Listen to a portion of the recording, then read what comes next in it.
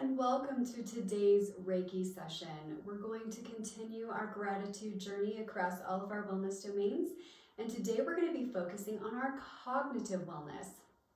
So to support us in that today, I have my beautiful crystal grid, again with my crystal orb with all of the wonderful chakras engraved on it, and we're going to focus in particular today on the third eye and the crown chakras because those are most frequently associated with our cognitive well-being.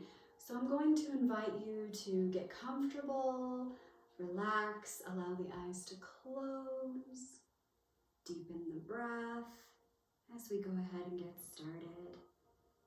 Let's do our body scan today, starting at the head and moving down to the feet, making note of any areas of tension or discomfort. And again, sending that breath with that healing intention down into those areas. Before I get too far along here, I'm going to apply my frankincense to the third eye. So frankincense is a beautiful essential oil, very multi-purpose. In particular, it helps with spiritual awakening and spiritual awareness. So it's a great meditation oil. And then I'm also going to apply a blend called Thinker. This is the children's blend and it promotes focus. So there's another blend called Intune that also supports focus. I'm just going to apply that to the forehead here and a little bit to the back of the neck. I like Thinker a lot better than I like Intune, just because Intune has patchouli and I'm not a fan of patchouli and I don't want to smell like patchouli all day. So we'll use Thinker instead.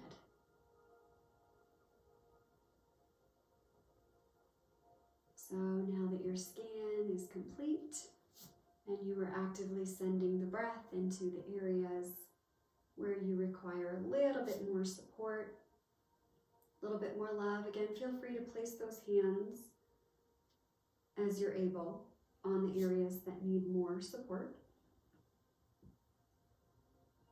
Our bodies are physical, and so they really tend to appreciate having that physical contact. And as you probably know, when there's an area of discomfort, we're automatically drawn to place our hands there. And a huge part of that is because of the way that we're wired. We will desire to touch an area that is causing us discomfort because of our neural pathways. So we have touch and we have pain.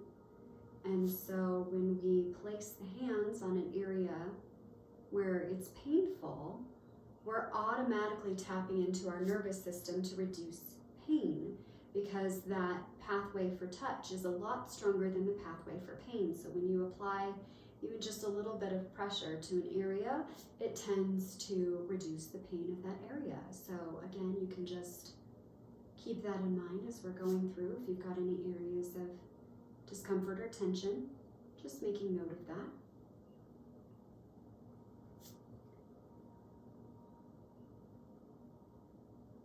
So we're just going to allow space for any racing thoughts or any concerns for the day, any anxieties to just melt away just for this moment, just for right now. You don't have anywhere else to be. You don't have anything else to do. This is your time.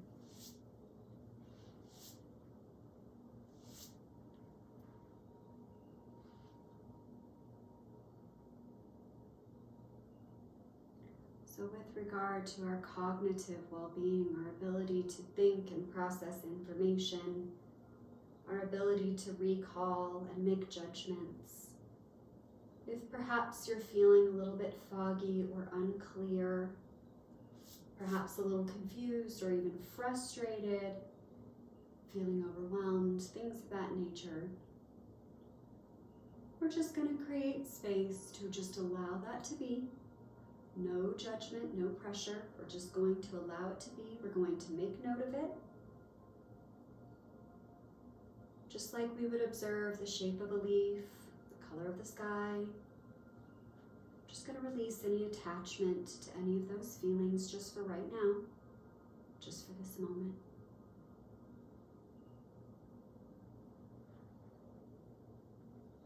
Our brains truly are very, very powerful, amazing, wonderful things, and what we think heavily influences our experiences. What we think, we can change our entire world, our entire experience just based on what we think. You can actually change the way that your entire body functions just by changing your mind. It's a very interesting process. It can take a little time and a little practice. So I'd like to encourage you to bring to mind any recurrent thoughts. They could be, warm, happy, fuzzy thoughts, or maybe something that's a little bit heavier, maybe something that might be a little distressing. We're just going to bring to mind any recurrent thoughts that we experience and explore the message that those thoughts have for us. I know that seems a little counterintuitive. If a thought is repetitive, well, the message must be whatever the thought is about, right? But sometimes there's a deeper message behind the thought, particularly in instances of fear or anxiety. The purpose of fear is to keep us safe, but it can become a pattern. It can become something that becomes debilitating for us. It can kind of morph into its own beast and get away from us a little bit. So we're just going to take a moment and think about those recurrent thoughts, whatever they are. If it helps you, you can visualize them as your audience, maybe someone that's sitting across from you, perhaps someone that you can have a conversation with. And I'd like to invite you to ask those recurrent thoughts, what is your deeper message? Particularly if it's a fear-based or anxiety-based thought, what is the message? What is it you want to share with me? We'll just be quiet for a few moments, allowing that thought to answer your question.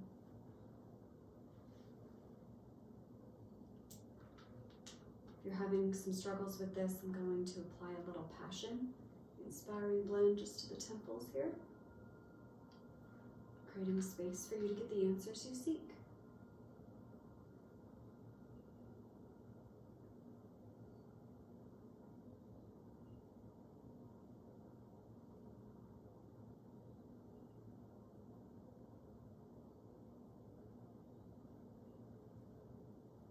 If you're still feeling frustrated or like you're not getting any answers, they may not come right in this moment.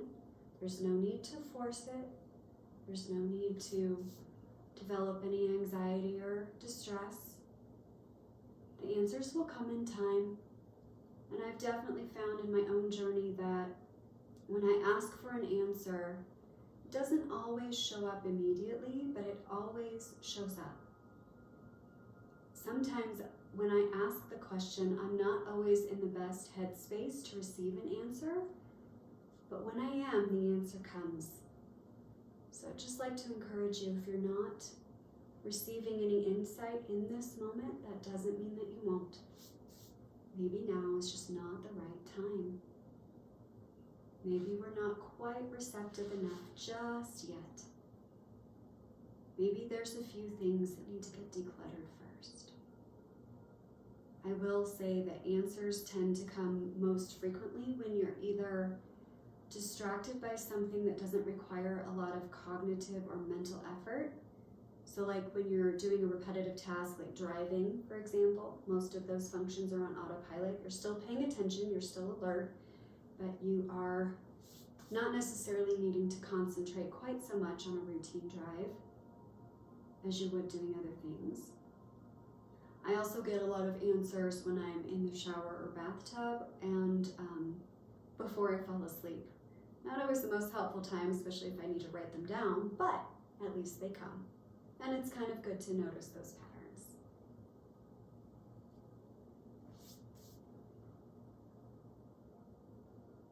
Just allow things to relax. And we're going to choose to accept whatever answer we receive You don't need to judge it. You don't need to be afraid of it. It just is, like the color of your shirt, the temperature outside. They just are. Just features of our experience. Just like the answers you seek. Whatever answer you receive, then you can take action on it. In particular, with regard to a fear-based response, one of the best ways to support an individual who is experiencing a lot of fear-based repetitive thought is to thank the fear for alerting you to whatever it is that it feels you need to know about, whatever it is that you need to protect yourself against or be aware of for your own safety. Thank the fear and remind it that you are in charge.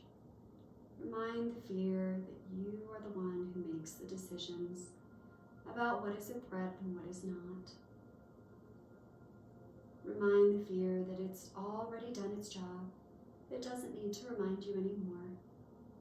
Its job is complete. It can rest now.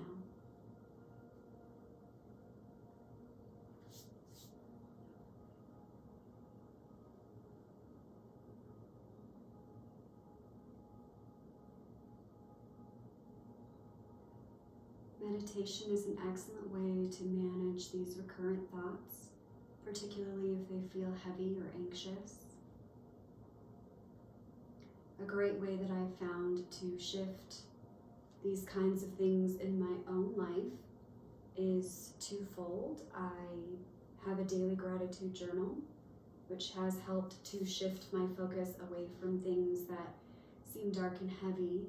Even on my hardest days, I still find something, at least 3 things to be grateful for every day that I can sincerely appreciate no matter what state of mind, no matter what's going on around me. Even if they seem silly, they're not silly. You can be grateful for them, they're important. And then I also make lists. I schedule things so that I can allow that busy brain that will distress itself repeatedly about what I have to do and deadlines and all these other things. I just create space for those things to get accomplished, which helps my brain focus on getting a task completed rather than stressing over the need to get so many things done at once. Just create the space, set aside the time, and that in and of itself helps quite a bit with any recurrent thoughts that might be distressing or concerning. I know when we have deadlines and things that we need to get done, especially when we have to get it done by a certain amount of time, it's easy to kind of go down the bunny trail of panic and anxiety, but we're just going to reroute that energy, transmute the fear, tell it it's done its job, let it go on its merry way, and then we can convert that energy that would have been spent stressing out and getting wound up with fear and anxiety and convert it into more inspirational. So more of a completion of the task at hand rather than being concerned about getting it done. We're also going to address perfectionism again, just quickly. If you, like me, struggle with perfectionism on some level, where it must be perfect, it must be not just complete, but like flawless, just know that things, as you learn and as you grow, that bar for perfection, as it will, is going to move quite a bit. So you can still do a project well. Things can still be well done and complete, rather than incomplete but perfect in execution. So in other words, if there's something going on for you that you are perhaps struggling to complete a task that you need to complete, a project that you need to complete, and it is coming slowly or is not working the way that you want it to because it's not perfect. Embrace the fact that it's not perfect. Things can always be adjusted. Kind of like paint on a canvas. As you're creating your masterpiece that is your life, you will always, always be adding to it. It's the same thing with this process. It's not a mad dash to get it complete. You can always adjust, you can always change, but in not taking action because the action will be flawed, that doesn't serve you. So let's go ahead and release that now. Let's release that. We'll replace it with a drive to be inspired and take action based on that inspiration. Just creating space for constant flow of inspired action. That takes a lot of the stress out. Whatever you feel like doing, you just have to put a little bit of paint on the canvas every day. You don't have to create an entire masterpiece all at once. And if you don't like something, you can always, always, always change it. Shift the perspective, move things around, adjust as you see fit. And a lot of this will help if you set aside time to do what you need to do, focus your thoughts on things you can be grateful for, and also schedule things out. First things first, as it were. This will help to alleviate a lot of the psychological burden, a lot of the clutter in the mind. If you don't have to focus on recurrent thoughts, recurrent fears, recurrent worries, because you've already created space to be successful. And then your brilliant creative mind can focus all of its energy doing things that serve you for your highest and best good. You may experience maybe a dull ache over the next day or so.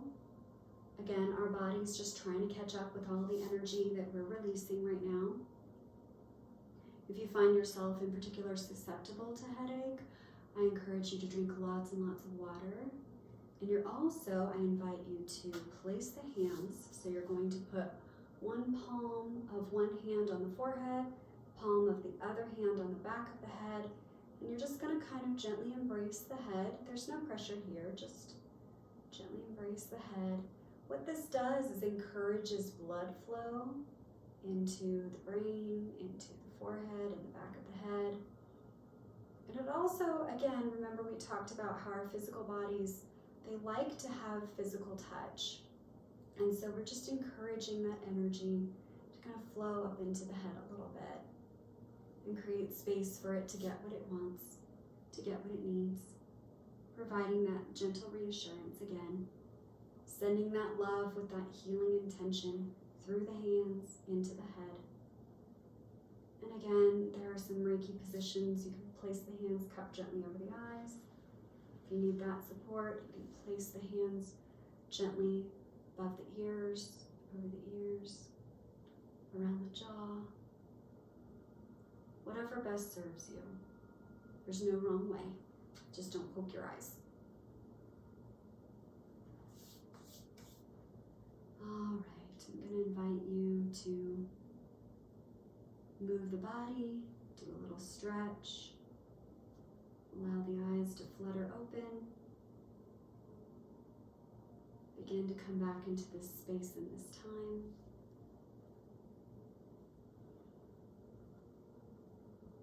As we conclude with our 3 slow, deep breaths. Inhale. And exhale. Scanning that body. Inhale. Exhale. Notice the differences. And let's send this final breath into those areas that need a little extra love today. If you want to, you can place the hands somewhere on the head. If that supports you. Let's do our last inhale and release. Well done today. I hope that you've gotten some information that will be supportive to you in your process as we honor our cognitive abilities today and express gratitude for all the amazing, wonderful things that our brain can do. Thank you so much for taking this time. Namaste.